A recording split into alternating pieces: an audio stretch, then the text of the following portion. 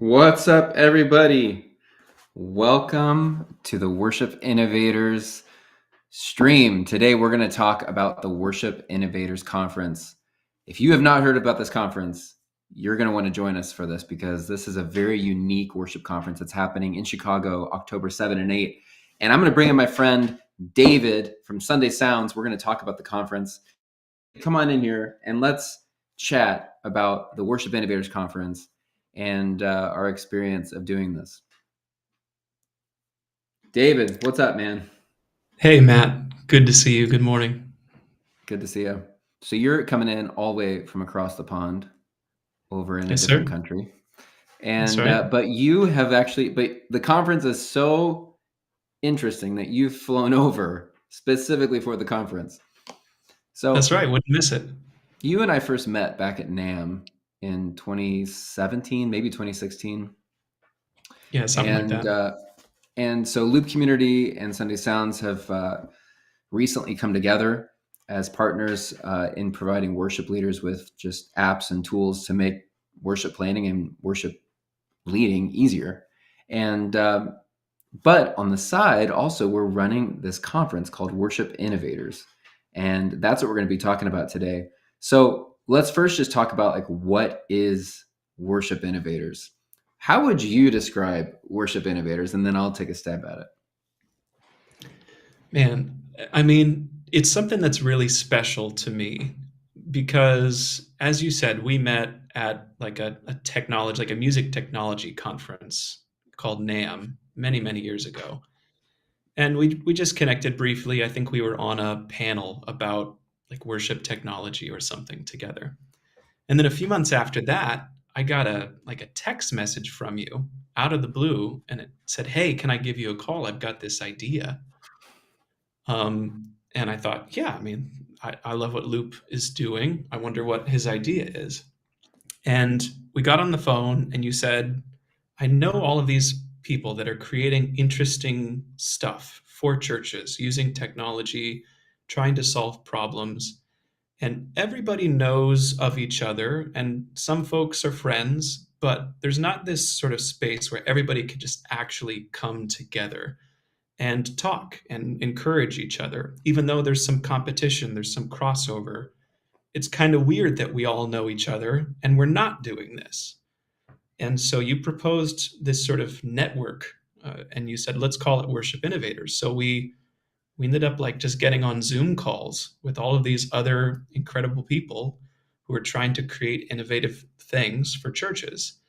And it became a huge part of honestly fueling me up for the work that we were doing with Sunday Sounds, to just realize, yeah, this is hard, challenging work sometimes, but there's something that's so rewarding about hearing from churches or from worship leaders whose time is being meaningfully saved, or whose teams are being meaningfully inspired or equipped in ways that they weren't before. And so to me, if I had to describe the conference, it kind of came out of that vibe of everybody on those calls in that initial network realizing this isn't just like a work thing, but there's like a real passion at the root of all of these ideas. This innovation Mm-hmm. is, it's God inspired creativity, like at its best. That's what we're trying to do, is create, because that's what we feel God is calling us to do. So what if we did a conference where the whole point was trying to help each person who comes to the conference understand that they are an innovator, that they have Yep. this calling to create, to push forward, to make progress, not just for the sake of changing stuff or like shaking up things, or throwing out the old to make way for the new, but Mm-hmm. because you can actually innovate with equipment, with technology, with software, with music, and your Yep. congregation and your teams are better for it. Like it Yeah. actually makes a difference, makes an impact. So Yeah. it's been cool these last couple years to see people come into the conference thinking, I'm just the worship leader, or I'm just the music director or the sound person, and then leaving with this sort of new identity of, hey, I'm an innovator, I'm a creator. um, Yeah. So that's what gets me so excited about it, and I think that's really unique and kind of special. Yeah, it is unique. And you said it, that's exactly it. I believe that every worship leader is an innovator. That in their own unique way at their church, they are innovating new worship experiences every single Sunday, every single week. They're having to innovate a brand new worship experience at their church. And there's Right. technology that you can use to do that. And I thought, you know what? Why don't we get all of these companies together who are making products and services for worship leaders, the companies that worship leaders are actually using every single week? Here's the thing. Here's what makes this conference so unique. And what also made me think we need to start this is because Loop Community has been a part of worship conferences for a long time. And there's an exhibitor hall, right? Anybody who's attended a conference knows that when you go to a conference, there's like a big room where there's an exhibitor hall and all these companies set up a booth and worship leaders can come through and talk to them. What's so wild is that these companies are the companies that worship leaders are actually interacting with every single week. They log into Planning Center, they log into Praise Charts, they log into Sunday Sounds, they go to loopcommunity.com, they go to, I mean, you name it. And, but then the conference really, the whole thing is led typically by like, you know, some famous worship leader or some famous speaker. And I thought, you know what if we did a conference that just flips the whole model on its head? And the conference, instead of there being an exhibitor hall where it's just like all these companies that worship leaders interact with every week, let's make the conference actually led by those companies, because these companies are innovating and creating products and services that worship leaders are using. So that's what we did with Worship Innovators.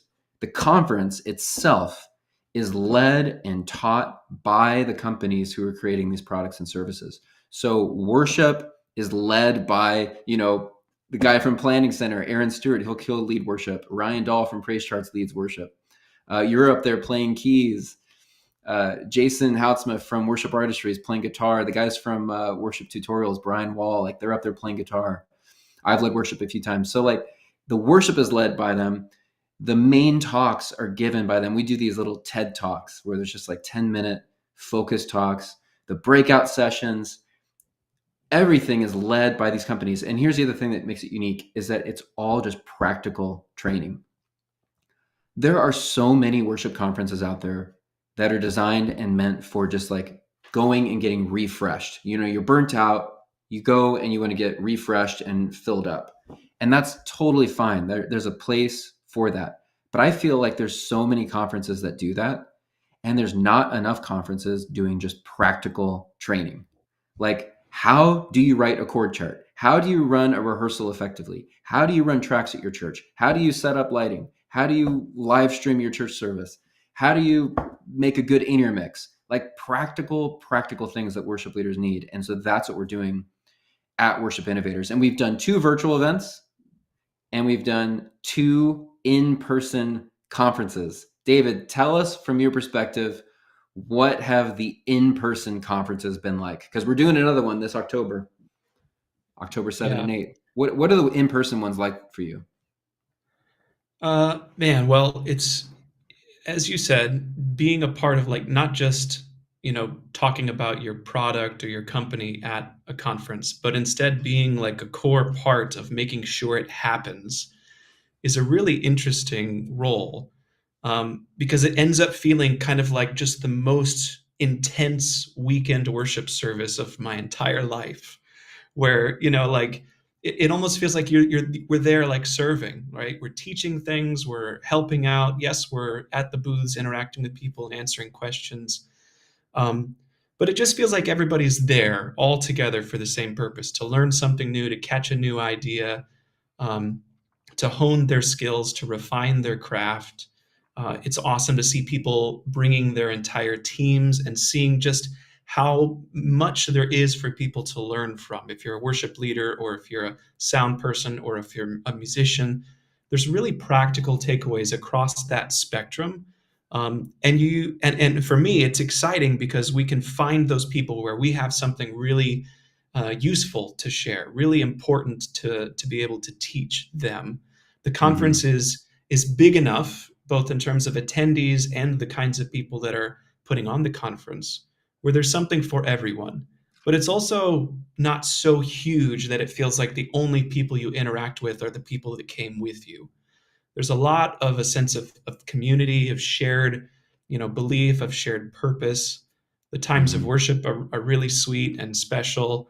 Um, I don't know. It's my favorite worship conference that I've ever been a part of, and it's really a privilege to be able to help make it a reality each year. So I counting love down, seeing I love watching the churches who come and they walk in with like a group of 10 people and they're all, they're all super close, you can just tell, but they're all from the same church and they bring their whole worship band. They bring their drummer, they bring their electric guitar player, their keyboard player, their vocalist. They even bring their, their sound team because yeah, there's something at these conferences that every person can walk away with. And I think also what's really good about these types of conferences is it inspires people to see what else is possible, what is doable. Because maybe you're not doing these things at your church, but you see it happen and you're like, oh man, we could do this. We could implement that at our church. We could use tracks. We could automate all of our lyrics or whatever. And right. so I love that you can bring your entire team. This isn't just for worship leaders. This is for the people in the band and the tech team.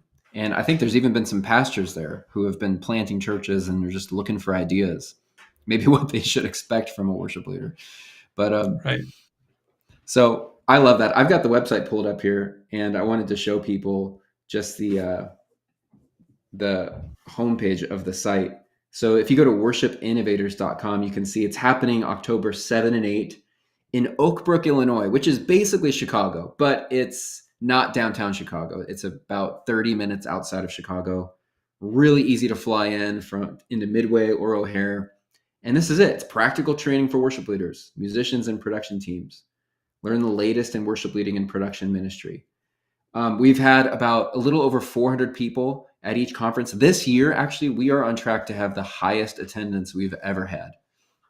So we're going to have over 500 people at this year's conference, which is going to be awesome.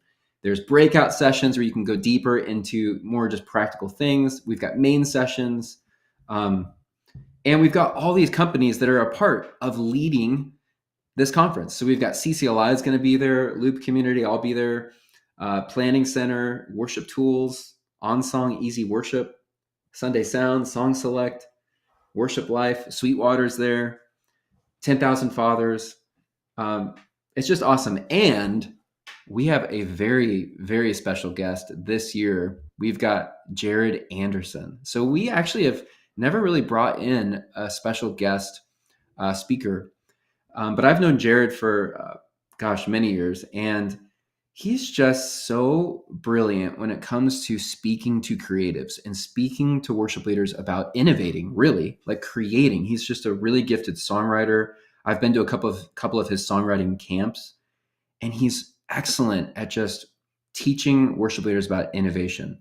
And so he's going to be there leading worship, speaking, and he's even doing a song co-writing event, which you can register for. I think there's only 20 seats available in this songwriting event that's going to be on Monday night. Do you write songs, David? I actually don't even know. It's been a while. I used to write a good bit, and then my wife and I had 3 kids, and that slowed me down. But Yeah. I've known Jared a while. Also, he was one of my professors when I was back in school, and got Oh, that's to wild. do a bit of learning from him on songwriting through that process. And Yeah. it's going to be cool. I'm excited to have him with us this year. Yeah. So he'll be with us at the whole conference, but then on Monday night, which is the first night, there's going to be this just songwriting, co-writing event that he's going to lead. But it's very intimate and small. There's 20 people that can be in this. Dinner's going to be provided. He's going to do a little talk and then also get people together to write songs. And so you can register for that at Worship Innovators. So Jared, it's going to be awesome to have him there. David, can you talk us through? I'm going to go to the schedule and talk Hmm. us through. Well, actually, I'll talk about the theme in a minute. But before we get to the theme, we keep talking about practical. Talk Yeah. about, and I thought we had all the workshops on here, but I guess we don't. Maybe not yet. Maybe it's under speakers. Oh my gosh, we have not added the workshops yet. Okay, they were here not long ago, and now they're gone. But talk to us just about what some of the practical workshops are that people could expect. Yeah. So I think there's the thing that's really cool about the contrast between these main sessions where you have incredible worship, it's inspiring, and you get to hear these TED Talk style, these bite-sized, like downloading ideas, mindset changes, new approaches to things that you've been doing some different way. And then you have this long list of breakouts. And Yeah. almost all of them in the years that I've been a part of the conference are so laser focused on some practical thing where you can be pretty confident, even just looking at the title of the breakout, what you're going to get out of it. So it's like a lot of 101s, right? Like writing a Yep. chord chart, 101, using presentation software, 101, mixing your band, 101, using tracks, 101, Yep. using Sunday keys, 101. And it's all about like how can we maximize what you get back in this Yep. 60 to 90-minute window. And my favorite part about those breakouts is that in those groups, you always end up with an opportunity to just dialogue with the people running that session. So Yeah. you can get an answer to a question that it might have taken you hours or days to figure out on your own in like a couple of minutes, just by sitting through that breakout and then having the chance to talk to the person that made the software you have a question about. Hmm. Or to talk to the person who's run sound for, huge touring worship bands. Like these opportunities are really unique, really special, and there's no pretense around it. Like everybody's just there to Yeah. learn. So you can bring your advanced questions and you can bring your beginner questions, and that's all on the table. I think that provides maybe my favorite piece of the whole experience is what happens in those rooms during the breakouts. Right. And there's just so many to choose from, and a few of them, most of them are repeated, so that if you miss one during one session that you want to go back, you can go to another session to make sure you catch that one. So we repeat them, and they're taught by all these people who are just experts in different areas of worship leading. And when I have people come in, sending in like what they're going to talk about, I ask them for a title that begins with "how to," because I want Yeah. it to be practical. I've been to enough. I've been a worship leader, gosh, since I was 14. I have been to so many worship conferences. I could probably close to 75 to 100 worship conferences I've attended. And I'm telling you, when you look at that breakout list and everybody has like these like catchy creative titles, but it's like, what is that actually about? And what's this actually going to teach me? What am I going to walk away with? I'm like, okay, no, we got to make this really clear. So every breakout begins with how to. So how to find volunteers, how to run an audition, how to build a set list that actually works, how to, practical. I want people to walk away from this conference feeling like they really learned something and could take something back to their church. Um, let's talk about the theme. So the past year, we actually started having a theme around the conference. And so this year, the conference theme is create within. And I was thinking about how every worship leader is an innovator. And I was thinking about how worship leaders need to feel challenged and inspired that they are uniquely wired by God to create, and in a way that is unique to them, that it's not that they need to copy someone else or sound like someone else, but creating internally with how God has uniquely wired and designed them to create. And so the whole theme of all the main talks are going to be about creating within, creating, by the way, how God designed you to create, and then also creating within, as in creating for your church, like within your community that God has placed you in, the volunteers that you have, the people in your congregation, creating within your church body and using the gifts that are all around you at your church. Sometimes we can get so distracted as worship leaders thinking that we need to be creating something that's going to be global or something that's going to be just massive. But God placed you in a specific community for a reason. And I feel like sometimes we can lose sight of that. We can be so busy trying to build something global that we're not actually taking care of what is right in front of us and inside of our church building. So we're going to talk about creating within. What do you think when you hear that theme? What is it that you kind of think, David? What do you walk away with that? I'm really excited about this year's theme. It makes me think about like if you ever are like running around at Target or Walmart or whatever, and you see a product on the end cap and it has that as seen on TV thing on it. And Mm-hmm. you look at it and you're like, I've never seen this before. And you don't even really understand what it is. It's like, what is this? I don't get it. And you have to really pay attention to figure out what you're even looking at. Like, why would someone buy this? Yeah. Is that innovative? I mean, I suppose, right? You've never seen something like that before, but it lacked any context to be useful to you when you came across it. My point is that I think any useful innovation requires context. It has to be in the proper place. And so when I think about innovating inside of a local church where you're the worship leader or a tech director or a band member, um, yes, we can create, we have this calling to be innovative in a way that moves our local church forward, that advances the way that that body is sharing the gospel and encouraging and building each other up. And you can do that with technology. You can do that with new innovative pieces of software or equipment or approaches, ideas. But as soon as you lose where you're doing that within, like within the local church, then it stops really making sense. You start losing effectiveness very quickly. So to Yeah. me, it's all about having a healthy framing for what we're actually called to do, and how we can do it most effectively, so that we're not putting all this time into some big new innovation and then it's not the right innovation. How can we Yeah. innovate with proper context within the environment that we've been placed? I think it's going to Yeah. be really good. I'm really excited to see how all of the innovators and speakers take this theme and weave it into their talks. Because what's so interesting about this theme idea is that Derek, the guy who runs the conference, you know, texted me, I don't know, a couple months ago, and he's like, "Hey, have you thought of what the theme's going to be this year? What's the theme?" And I didn't know, but like honestly, within like 10 seconds of me starting to think like, what is the theme?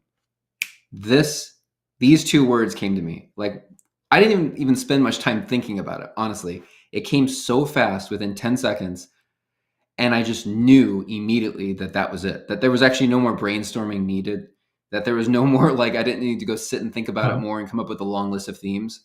This one popped in so fast that I felt like God literally just like downloaded it right to me and was like, this is the theme. And hmm. we went with it, we ran with it, and now I'm really, really excited to see how all the innovators take this theme and innovate using it. And I think that people are going to be really blessed by it. So, anyways, I'm excited about this year's conference. So people can register by going to worshipinnovators.com, and then you click the register button in the top right corner of the screen. And right now, we're still in summer pricing.